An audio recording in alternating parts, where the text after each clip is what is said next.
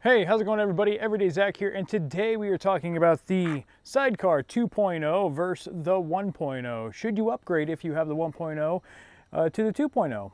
Let's get into it. All right off the bat here, we're going to do a safety firearms check. We can see that there's no magazine in the magazine well, as we look down the chamber. No round in the barrel. We're going to go ahead and lock the slide. Pull the trigger, nothing. And on the Glock, we're going to do the same thing. We're going to go nothing in the magazine well, as nothing, no round in the chamber as well. So lock and fire. All right, let's talk about the 1.0 here real quick. If you haven't watched my other video, go back and watch the review on the Sidecar 1.0. I'm calling this the 1.0 because they're calling this one the 2.0, and there's no name for this one except for Sidecar. So I'm going to be calling this one 1.0 from now on. That one is 2.0. All right, so I really like the 1.0. It does come with the magazine for your firearm of choice, as well as I got it for the TLR1 HL light as well. All of them do come with the cutout for the optic. It's a very good inside the waistband Appendix holster. My big issue with it is it's so rigid when you have this thing on. You almost have to warm it up and kind of mold it to your body style, which is it's a little uncomfortable. It does do the job, and it's very easy to pull the firearm out. The retention is very good on it.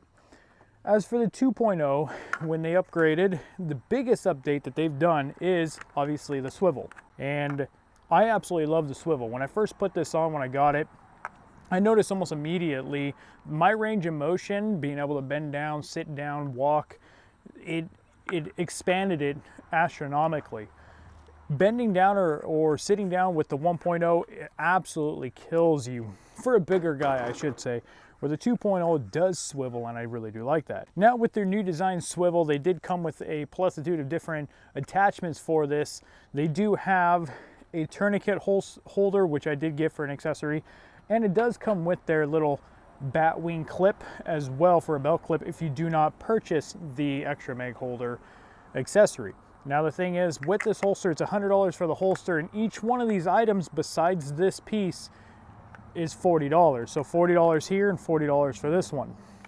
I think that's a little excessive for accessories for a holster, but that's just me. Now as for the dimensions of the two, they're almost identical. Let me zoom this in a bit. As you can see here, they're almost identical in size. There's really not a lot of difference between them in size. I do feel like the 2.0 is a little bit thinner.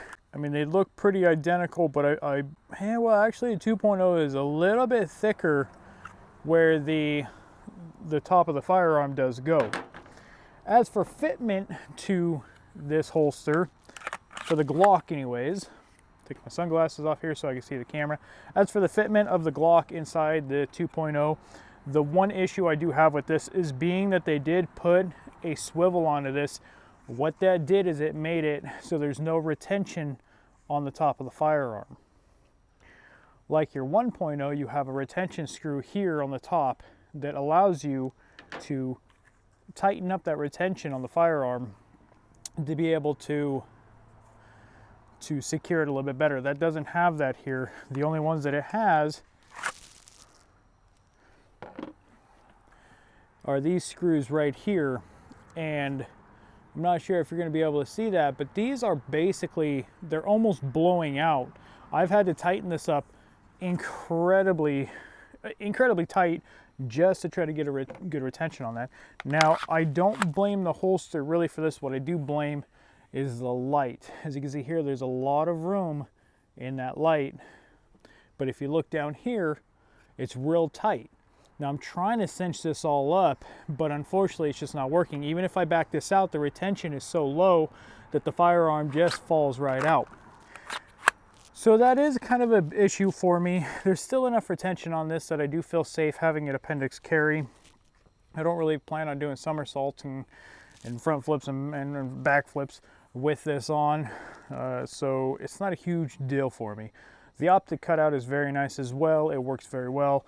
There's a nice gap in between your optic and the top of the holster. As for the extra magazine holder as well, it does fit very nice and snug. There is a retention screw on this one to allow you to retention the magazine.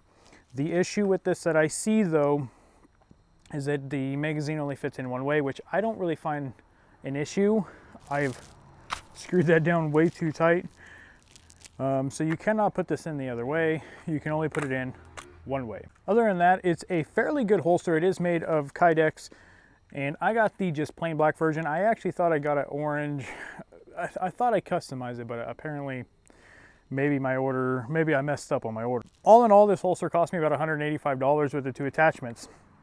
And now I want to talk about the attachments with not only the accessory holder, but also the tourniquet holder, and why I think these are just a gimmick. Now, when you first buy the holster, you're going to get the holster and your belt clip with it to, if you don't buy any extra accessories. This is how mine came, with just a belt clip and just the holster itself. I had to pay $40 for the magazine holder and $40 for the tourniquet holder. They also have a handcuff holder, AR mag holder, and I believe one other holder, I can't remember. I'll put an image up here to show you a screenshot of what they all have for accessories and attachments for the Sidecar 2.0. Now, I'd much rather have this be factory, meaning that it comes with it already, and then you can upgrade to buy this tourniquet holder or an optional belt clip. I think all firearms that you're having Appendix should come, you should always have an extra magazine on you, no matter what. If you do not have an extra magazine and you only have one mag, then I can understand how a tourniquet holder or a AR mag holder would be beneficial. Honestly, I don't understand why anybody would want a AR mag accessory with this or handcuff accessory with this. Most people who are in some sort of law enforcement, detective, and or other security job, you're not going to be having this concealed for one, you know. And if you do have anything concealed, they have very specific requirements at these law enforcement agencies. This wouldn't cut it at all. So if we think about this in a civilian terms, having a handcuff holder, you're not going to be handcuffing anyone as a civilian, as well as a AR mag. I don't believe, if you're concealing your firearm, why would you be concealing an AR mag? You don't have an AR on you. So I think those are gimmicks. I don't really like them. I don't like the idea of them. I think they're useless. If somebody can tell me, maybe if you have a use for it, leave a comment down below, prove me wrong, but I think they're absolutely useless. So on that note, I think the only two things that are worth buying is going to be the extra pistol mag holder, and this already comes with it, so you don't even have to buy that. I do not recommend buying the tourniquet holder. They make all sorts of different belt clip tourniquet holsters as well. I mean, you can just throw it in your pocket. I don't really see a need for it. Let's talk about fitment in the Appendix for somebody who's a little bit of a heavier set guy. With this, I did wear my sweater today because I wanted to show what this is like compared to having a baggier sweater on. And again, we're just going to do a check. Go ahead and place that in there. And we'll put the magazine in there as well so you can see. This fits incredibly well in the Appendix position. I really do like how close and snug they were able to make this holster up to your body. Comparative to the 1.0, this thing kind of sits farther up or farther down. There is kind of a good middle position that I do like this one, but it's so rigid, it's just really uncomfortable. I can wear it, and I have worn it for over a year now, but I will be saying that I am upgrading to the 2.0. With that, I do like the fact that it flexes. That's incredible. It makes it so much easier to walk. But the thing is the holes where the belt clips go, you have a little bit of wiggle room in them, but I notice it either sits too far up for a guy like me or too far down for a guy like me. And when it sits too far down and it starts kind of rubbing on your nice, anyways, so when it sits too far down, you definitely notice it. It's definitely uncomfortable. I think if I was a skinnier guy, I can already tell by sucking in, that really makes things a lot more comfortable. I do have a set of wedges coming from Tier 1 Concealment. I'm just waiting for those to come, and then hopefully I'll be able to put a wedge on here and do a review about wedges to see if it's really beneficial to use one of those. Now, if we go ahead and bring that down. You can see there's really, besides my gut, you can't really tell that I'm concealing anything.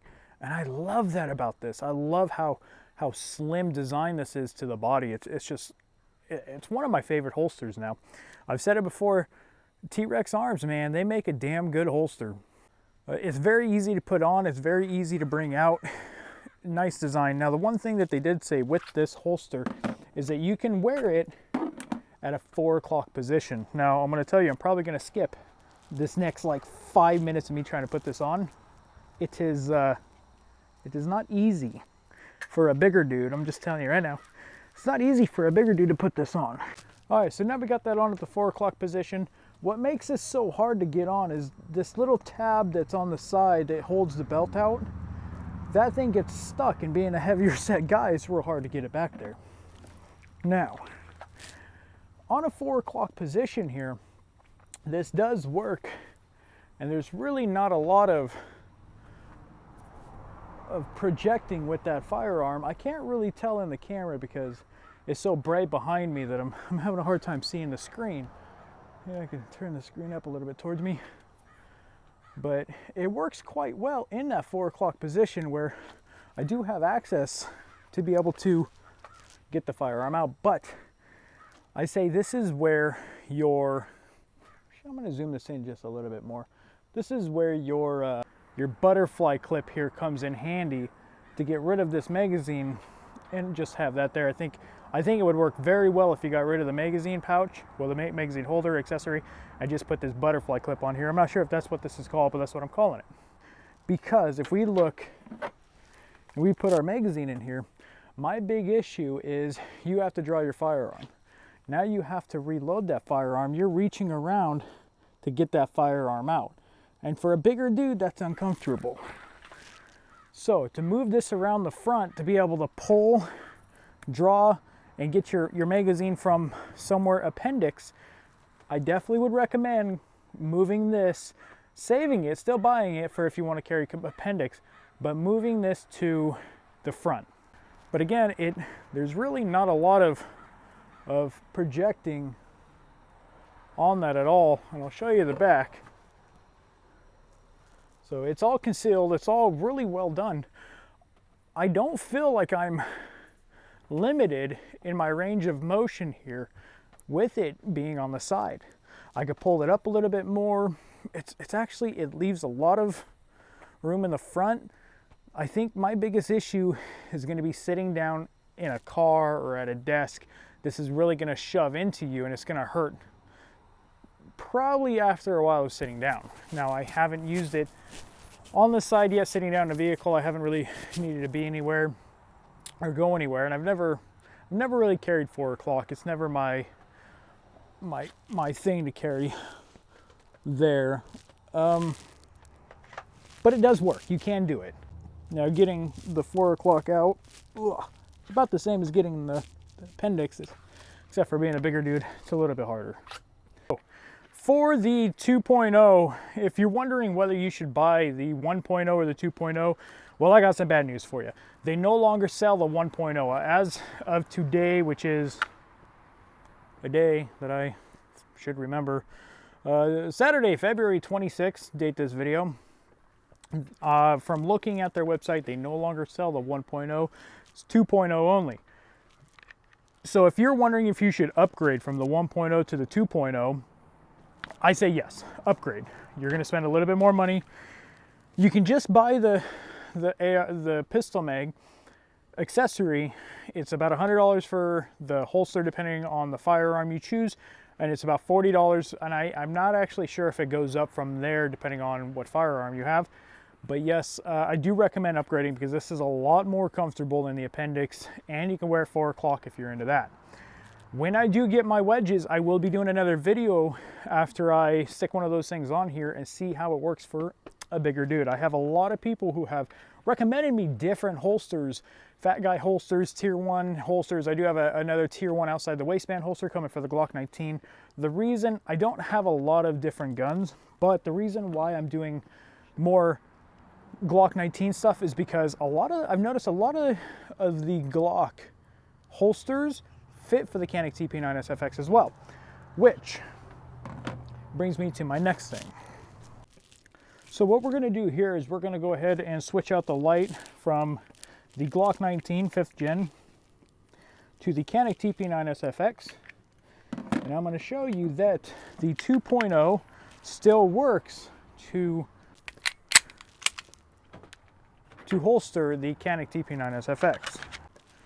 So now I was saying that it does fit. Now I do want to show you something. You can see here that the slide release is being caught on this flap. This flap is actually kind of being pushed in, so you'll have to warm up the holster and just heat this up. Now I recommend doing this maybe when the firearm's in here, is just heating this up with a heat gun real carefully. That should bend this out enough to where it stays like this, and then when it cools down, you can see here it does cover the entire trigger in the front and the rear. So it's a little less in the rear, but I don't think anything can really get in there to cause any issues. As for being able to wear, you can wear this just like the 1.0. Easy peasy. It fits almost the same, which is incredible to me. It feels almost the same as a Glock. There's a little bit more handle that comes out, but again, there's not a lot of projecting comparative to the 1.0. If you have some wedges on here, it'd probably even be better. Now, the one thing that you will have to do again is your magazine holder doesn't fit. It's a bit it's a bit loose. So again, you can try to tighten that down by the retention screw or heat it up and mold it to your Canik TP9 magazine. But that being said, you can wear this probably 4 o'clock as well. It's very nice. It's very easy. Well, normally it's pretty easy to pull, but again, I have this thing tightened down so much that it's going to be quite hard. But loosening that up, it does. I have tried it. It does work. So yes, you still can use the Sidecar 2.0 for the Canik TP9SFX. Now, a lot of people have asked too if I tightened that up a lot. If like the Canik TP9 Elite or one of the other, sorry, a memory card filled up. So I can't really speculate on if any other firearm will work in here, unfortunately. I wish I could. I wish I could have all these different firearms, which leads me into my next little ordeal. If you like these types of reviews, coming from somebody who is not biased, is not paid for, then I would ask that you please follow the link down below to my Patreon. I got a lot of more videos coming up that I'm trying to get done as the weather gets nicer and as I'm able to actually kind of get back to this type of stuff, that you go ahead and subscribe to my Patreon. All the funds that I get through Patreon is going to be going to stuff like accessories, holsters, and stuff that you guys recommend down in the comments down below, as well as trying to get better firearms and go out and shoot and show you some of these stuff. Because right now, ammunition is incredibly expensive in my state. It's real hard to try to get these things done. I'm not currently working due to an injury, so unfortunately I'm not really making any money. So if you'd like to help support the channel directly, please follow my Patreon down below, or the link down below to my Patreon, and consider subscribing. With that as well, ladies and gentlemen, if you do like this content, please go ahead and hit that like button. It helps me with the YouTube algorithms to get my content to be seen a little bit more. I'm trying to do this a little bit more professionally for you guys. Unfortunately, I don't have a farm. I'm kind of in the city, so I'm having to do this real nasty like, but I'm doing what I can. And go ahead, subscribe to the channel. 99% of you are not subscribed. If I can get at least 2,500 subscribers, I can start making just a tad bit of money off of these to be able to help me again afford the necessities of accessories and items and holsters and equipment to be able to bring to you guys. Now, I'm not limiting my content just to holsters, outside the waistband and appendix holsters, but it's also backpacks, tactical gear, flashlights, lasers, optics, you name it. So if you have anything you guys are wondering about, whether it's for a firearm or for everyday carry, please let me know in the comments down below. Please, please, please subscribe to this channel. I would love to get up to 2,500 subscribers. Thank you guys very much for watching. I appreciate every single one of you, and I hope you guys have a wonderful rest of your day.